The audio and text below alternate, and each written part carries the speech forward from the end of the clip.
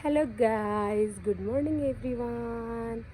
धेरै दिनपछि हजुरहरूलाई फेरि पनि आफ्नो ब्लगमा स्वागत गर्न पाउँदा धेरै खुसी लागेको छ। हेर्नुहोस् न, आज दिनभरि जे जस्तो हुन्छ हजुरहरूलाई अवश्य देखाउनेछु। Let's start now.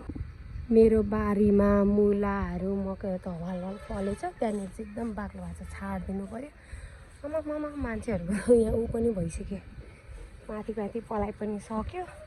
झारले अति नै झरिया भइसकेको छ। अनि त्यस पछाडि हामी चाहिँ जहिले पनि यस्तै झारमा हेर्छौँ, किराहरू हुन्छ। यता हेर न, सिधा पर न, के भएर के देखेको भने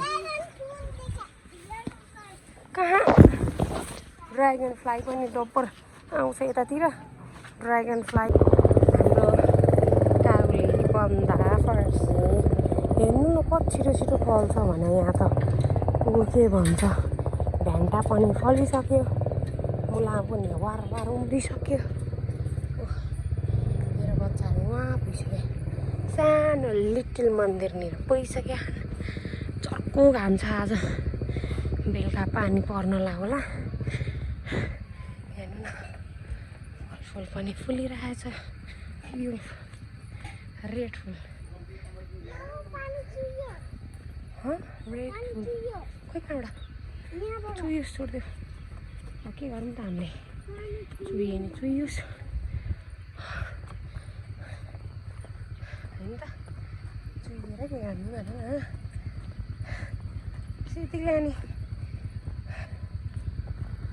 कस्तो राम्रो फ्लावर फलिरहेछ, रेड फ्लावर, फर्सीका मुन्टाहरू, pink flower is there, white पनि छ है। अनि यस्तै गरेर चाहिँ हामी आज तारकेश्वरको माहौल एकदमै क्लियर छ। अनि आफ्नो टाइमअनुसार रोपेको भएर होला, मकै पनि ठिकै असरमा ठुलो र सानो फलिरहेको छ, हेर्न सक्नुहुन्छ। एकदम रमाइलो र मर्निङ वातावरण छ।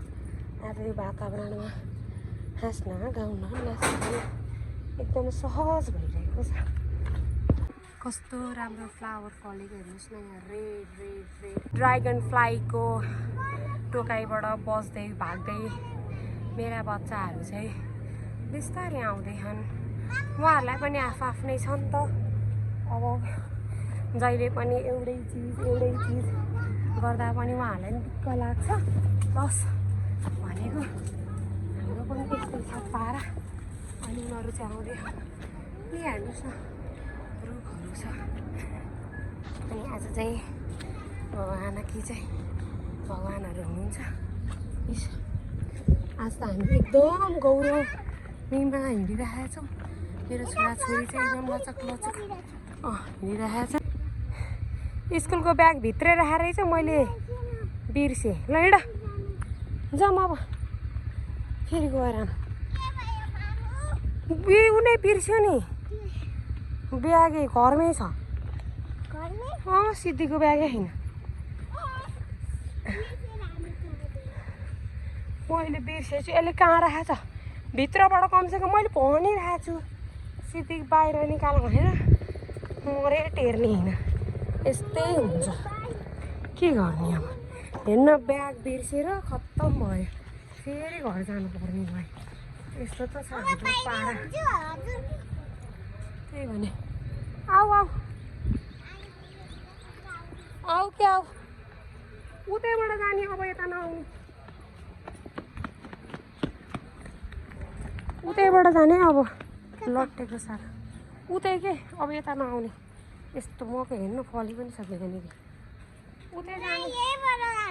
म त आउँथेँ, तिम्रो मात्र अब यताबाट। म ब्याग छुटेर हैरान। यस्तो भनेको नि दिक्कै लाग्छ। जहिले एउटा नि एउटा त मैले झन् किन हल्का भयो भन्छु है, ब्यागै छुट्या रहेछ नि, त्यही भएर पो हल्का भएको छ। अन्त हल्का चाहिँ किन भयो भन्थाने कि, किन हल्का भयो भनेको त ब्यागै छुट्टा रहेछ। हल्का त भइहाल्छ। कति आउने कति जाने, यो सिद्धिकलाई नि गाह्रो भइसक्यो। हिँड्दा आइसिद्धि नसक्क पऱ्यो। यस्तै छ पारा। हेर्नु न, भगवान्जी भन्नु आउँछ। भगवान् यहाँ नजिकै भएर पनि हो, यहाँ हुन्छ भगवान्जी। त्यही भएर पनि मुखमा ट्याक ट्याक भगवान्को नाम आइरहेको छ। हेर्नुहोस् न गाइस, अहिले हामीले ब्यागहरू सबै बिर्सेर फेरि घर फर्केर जानुपर्ने भयो। त्यही भएर फेरि उकालो चढ्दैछु, मकैको बारी भिडलाई छिछोल्दै चढ्दैछु। अब कहाँसम्म पुग्छु है त।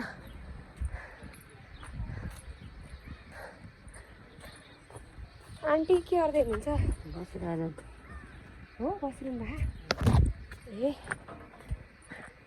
यहाँ हेर्नु, मेन त जङ्गल त यही हो।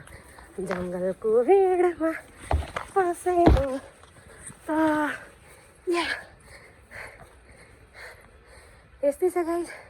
जस्तो लाग्छ त्यस्तै like, comment, share and subscribe गर्न नबिर्सनु। Bye bye guys, love you all.